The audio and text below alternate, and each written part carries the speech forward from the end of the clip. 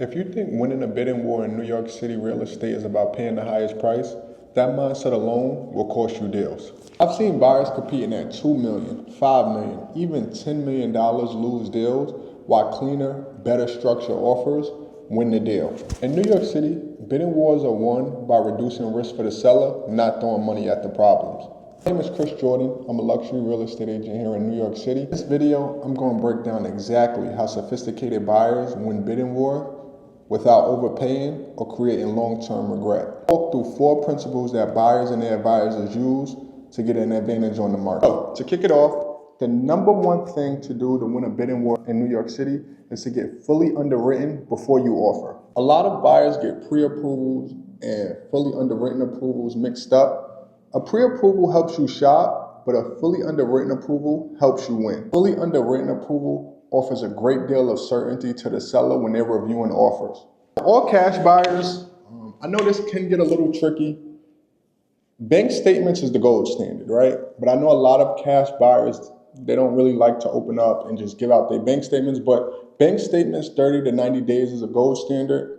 Now, if you're opposed to handing over bank statements for proof of funds, there's creative ways we can do it, right? You can get an attorney to confirm that they've seen a bank statement that equals or exceeds the amount of the purchase price. But I tell buyers this too. I say, look, if you're looking to move into a co-op, you really have to get comfortable with opening up your financials. It's going to be mandatory. We spoke about co-op versus condo. This video is not for that, so let's move on to number 2. Just to wrap number 1 up, fully underwritten approval, great. And for an all-cash buyer, a bank statement that shows liquidity that equals or exceeds the purchase price in the last 30 to 90 days, gold standard. Now, number 2, price is only one variable. That's something that sets New York City apart, because even if you go to our surrounding suburbs, Connecticut, Westchester, New Jersey, it's a lot of final and best offers, and they really just going with the highest price.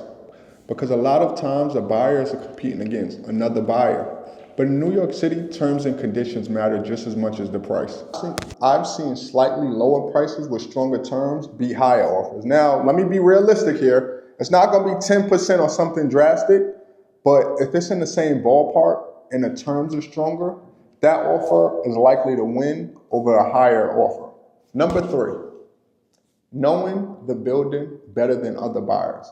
And I think this is why it's so important to have representation that knows the New York City market, because New York City, even neighborhoods are different, right? Every building in New York City is almost its own micro market. Some things to know about every building is obviously what recently closed, what's on the market now, but also some things I like to know because I'm very big on data. I like to see, is there any red flags in the financials, assessments, litigations? Obviously, if it's a co-op board, how difficult is the board approval? So there's just so many things to learn in not only a neighborhood, but a building. You want to know what's coming in the neighborhood. You want to know laws. New York City is always ever-changing real estate laws. Number 4, control the narrative with clean execution. So let's talk about what that means.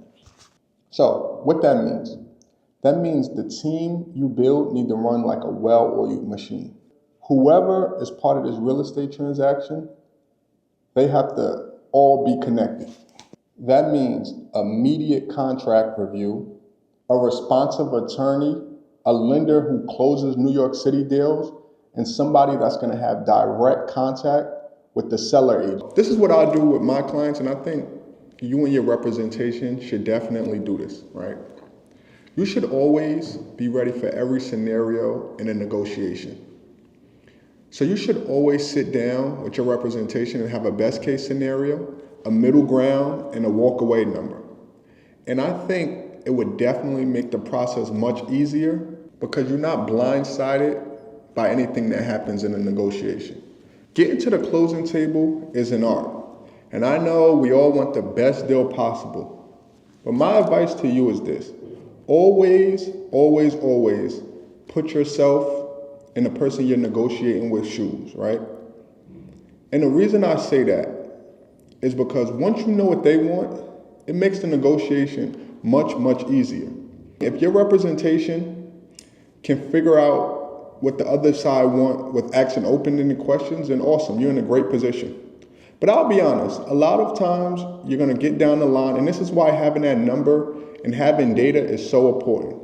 You know the old saying, you can't negotiate if you're not willing to walk away.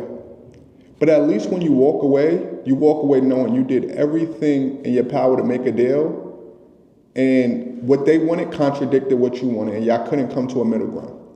That's called walking away with no regret. Story. I really hope this video helped you guys. New York City is a very, very interesting, unique, complex real estate market. But my name is Chris Jordan. I'm a luxury real estate agent here in New York City. If you have any specific questions about the New York City real estate market, you can always shoot me an email. My email will be right here. Other than that, if you like this video, please watch the next video on the screen, and I will see you on the next video.